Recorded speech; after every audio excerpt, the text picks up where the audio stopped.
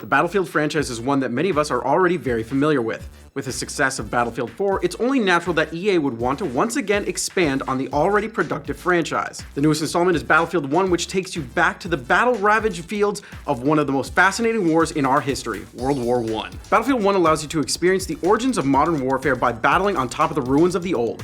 Grisly yet inspiring. The game is of course an FPS, but with enormous maps and a focus on vehicles, with great customization and a lot of adjustments to make gameplay feel more authentic. Battles take place across land, air, and sea for plenty of ways to mix up combat. Weather and debris of war team up to create a landscape that never seems to stay the same. You can take flight across the globe from the Italian coast to the Arabian deserts. However, Battlefield 1 is sure to keep plenty of its classic gameplay, so it feels very familiar to longtime fans of the franchise. What fun is war without weapons and vehicles? Battlefield 1 has taken some small liberties with reality to ensure that the weapons feel fast, but there are plenty of realistic elements to balance it out. For example, drag and gravity weighs on the bullets. And of course you have plenty of different weapons authentic to the era to use all those bullets with. There are 6 categories overall: shotguns, SMGs, LMGs, semi-autos, sidearms, and sniper rifles. Each weapon type has plenty of individual weapons. You'll be able to experience weapons used by several different factions that fought in World War I.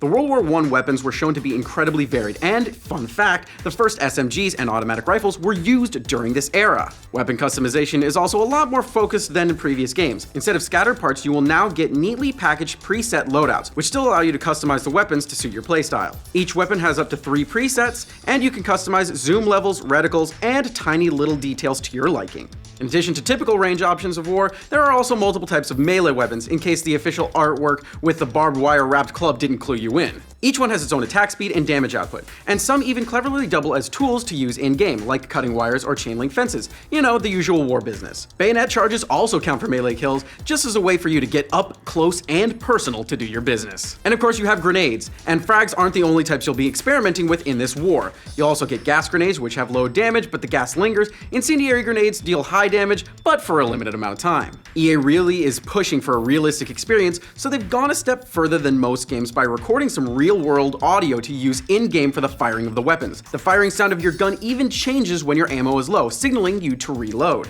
The vehicles in the game include fighter aircraft, bombers, armored cars, and tanks, which were all invented during World War I, and the first time many of them were even seen. There are improvements to physics, where gravity actually affects players, tactical improvements, and smoother tank driving. The tanks are massive, aircraft are nimble and deadly, and vehicle destruction is very apparent. You can actually see the wings of an aircraft you're shooting at literally splinter and crack, altering the aerodynamics of the plane. Players can also now choose their tank or airplane type when spawning, which is a really useful feature that opens up the game even further. Vehicles also have their own classes and loadouts with different weapon setups, equipment, and sometimes even different passenger setups as well, like the twin-seater aircraft. Of course, any class can still use any vehicle, but if you want to play using strictly vehicular combat, the tanker and pilot classes are your best choices. The different classes in the game include assault, medic, support, scout, and new to the franchise, tanker and pilot class. The assault class deals with explosive gadgets to combat vehicles, as these are your classic close quarters combat specialist. The support class provides a steady stream of bullets to take out or suppress your enemies. Medic class heals people, but they can also repair vehicles, which is in a way replacing the engineer class from previous games,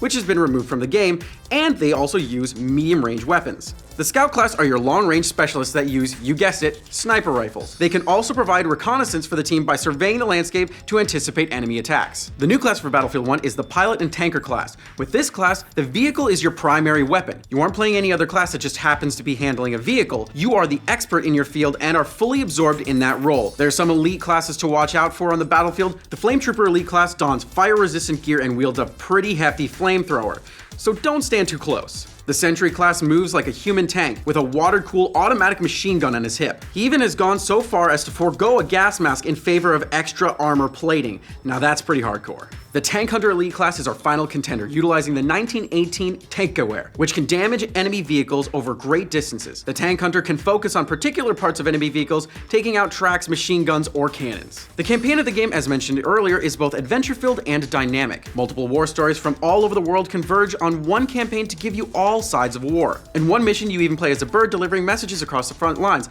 a la Cher Ami. Seriously, we looked her up. She's actually got a medal for saving 200 lives during World War I. All these stories present represent the classic camaraderie of fellow soldiers, complex human interactions, and well fleshed out characters and scenarios. You even played during the Gallipoli landings, which is considered the D-Day of World War I, where you carry out a naval invasion by the British Empire on the Ottoman homeland. You play so many different soldiers on so many different sides, from a Bedouin warrior to an Italian mountaineer soldier.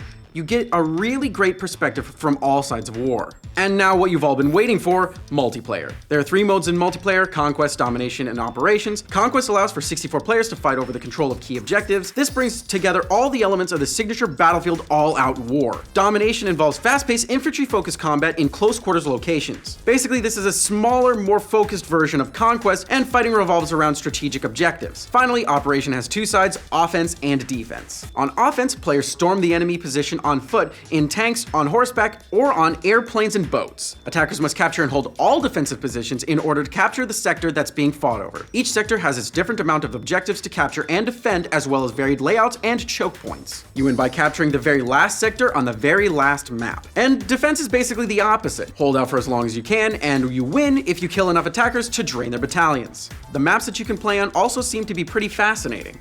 The first is Ballroom Blitz, set in 1918 along the Meuse River, where you take the fight inside of and on the grounds of a gorgeous French chateau. Your objective is to push for the final railways hub on the edge of the map. The Argonne Forest is a lethal nest of bunkers and machine guns, where camouflage field guns fire at point-blank range. So definitely watch your step. And beware of famous gas warfare that was introduced during World War I, as stormtroopers can clear out your only safe space, your bunker. The final map is the FAO Fortress, one of the earliest water landings of the Great War, where British fight to secure the oil on the Al Faw Peninsula. You'll fight through marshland, dunes, bridges, shallow coves, and finally get into the Ottoman fortress that guards the entrance. Now on to DLC plans. The newest DLC is coming March 2017, and it's called an ominous "They Shall Not Pass." You can play as new armies like France and the Russian Empire in this new expansion pack as well. If you want it all, the Battlefield 1 Premium Pass includes 2 weeks early access to each expansion.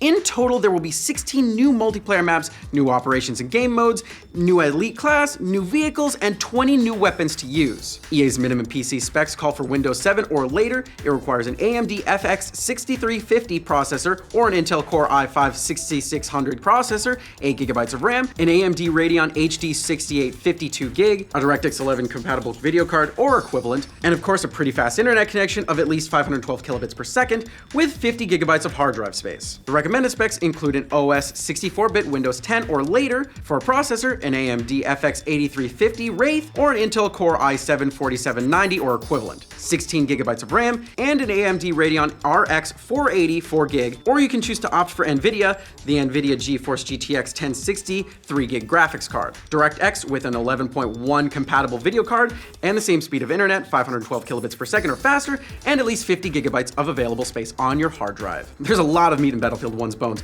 but we don't want to spoil too much for you. Playing the game yourself is always the best way to discover all of its nuances. So will you be storming the battlefield on the 21st of this month? Let us know in the comments. And of course, check out the rest of our Know Before You Go series.